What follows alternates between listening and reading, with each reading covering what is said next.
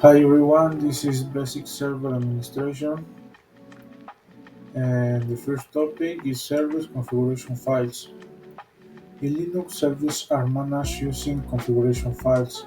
Common options is configuration files are port number, location on the hosted resource, and client's authorization details.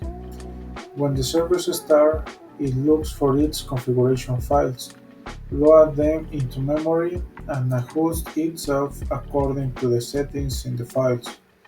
Configuration file modification often require restarting the service before the change take effect. Because service often requires superuser privilege to run, service configuration files often require superuser privilege to edit.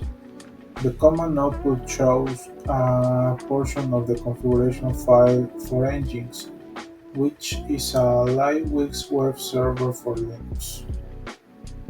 Okay, this is the command cat with the path etc engines conf. Okay, show a document HTML worker process. Okay, the next command output shows the configuration file for the network time protocol NTP.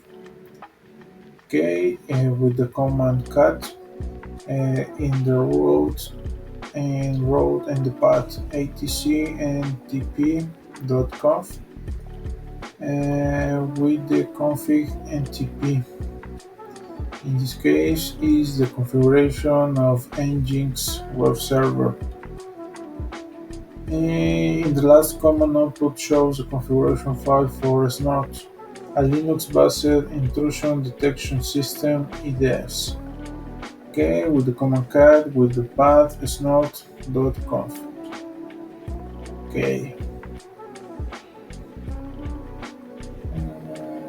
repeat this important this part. In Linux, servers are managed using configuration files.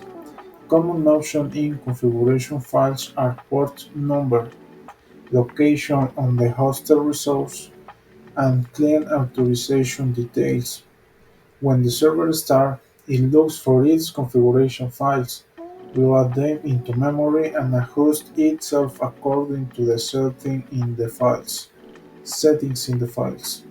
Configuration file modification often require restarting the service before the change take effect. Because service often require superuser privilege to run, service configuration files often require superuser privilege to edit. The command output shows a portion of the configuration file for Nginx, which is a lightweight web server for Linux. Okay. In this case is for protocol MTP, and in this case is for snort.conf. So, and there is no rule for a configuration file format. It is the choice of the server's developer. However, the option equal value format is often used. For example, in the last command output, the variable e-bar is configured with several options. The first option, hop.net, has the value with this address with this port. The hash character is used to indicate comments. And repeat, there is no rule for a configuration file format. It is the choice of the service developer. However, the option equal value format is often used. For example, in the last common output, the variable libvar is configured with several options. The first option, hamnet, has the value this address and this port. The hash character is used to indicate comments. In this topic, hardening devices. Devices hardening involves implementing proven methods of security the device and protecting its administrative access.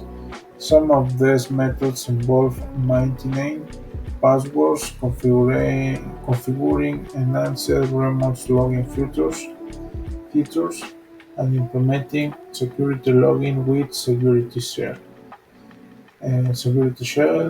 defining administrative roles in terms of access in another important aspect of security infrastructure devices because not all information technology personnel should have the same level of access to the infrastructure devices. Depending on the Linux distribution, many servers are enabled by default.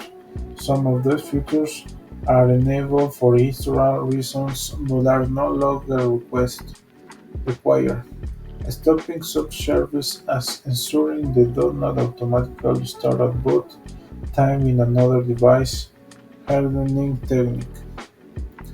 Operating system updates are also extremely important to maintain hardened devices. New vulnerabilities are discovered every day. Operating system developers create and issue fixes and patches regularly. An up-to-date computer is less likely to be compromised.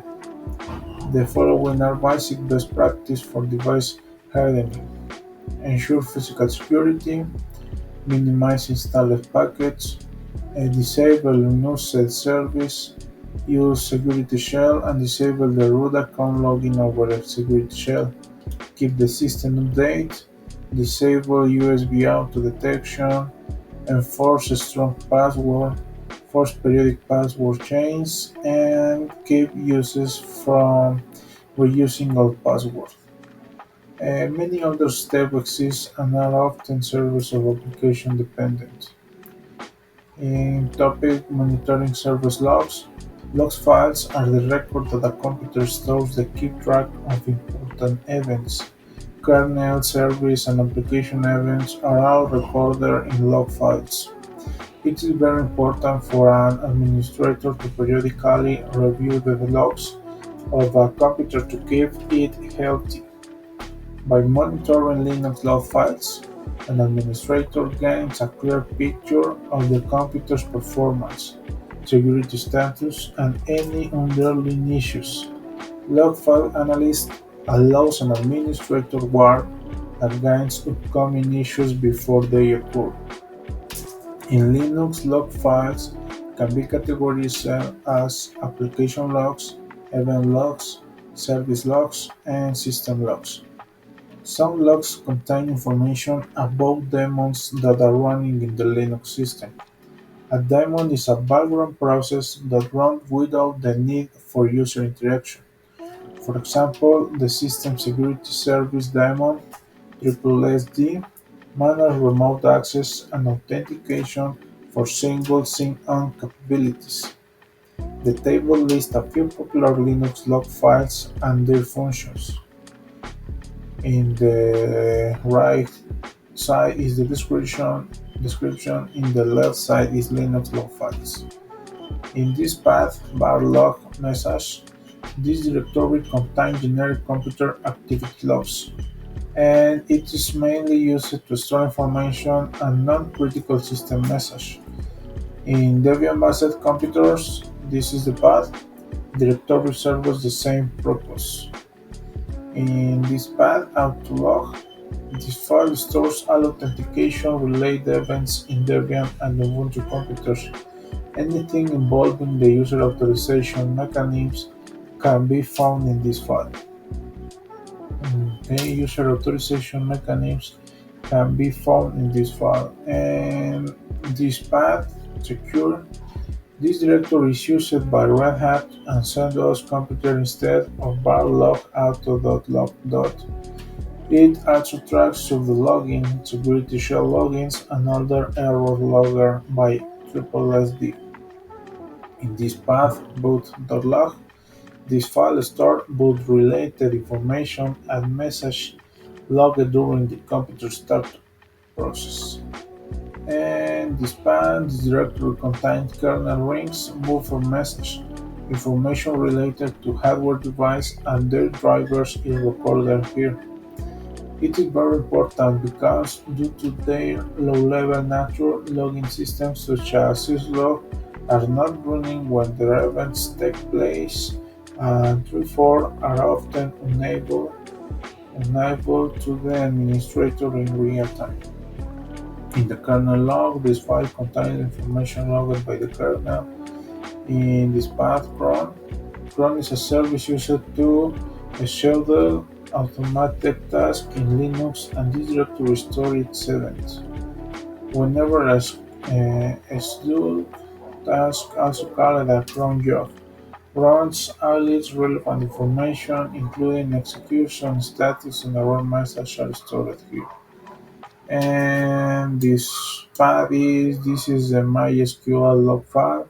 All the bug, failure, and success managed related to the MySQL D process and MySQL-D save them on our login here. Red Hat, CentOS, and Fedora Linux distributions store MySQL logs under this path, while Debian and Ubuntu maintain the login log file.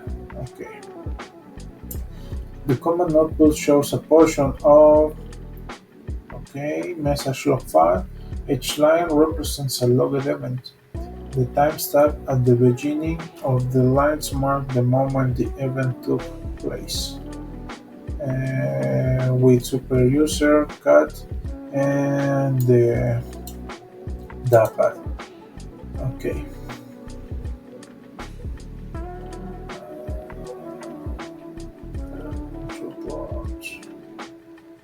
Okay, this is the date. Set ops kernel supported CPUs. Okay. Finish with the lab locating log files. This is for the video lab. Thank you for watching. See you later.